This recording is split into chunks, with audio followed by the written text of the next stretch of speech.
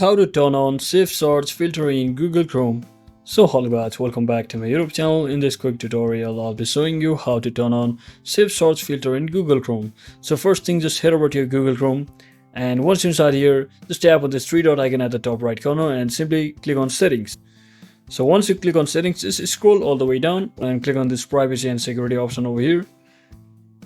Now from over here, simply scroll down until you see the option that is safe browsing. Just tap on this, and once you tap on this, make sure you have clicked on this enhanced protection, or you can also go for standard protection. So once you tap on any one of these, you will basically have a real-time AI powered protection against dangerous sites, downloads and extensions that's based on your browsing data getting sent to Google. So we don't recommend you to do this, that is turning off the no protection, which will leave your browser harmful against malware or viruses coming from any of the sites you visit. So that is exactly how we do it, guys. Thanks for watching. Don't forget to like and subscribe to the channel. See you on the next one.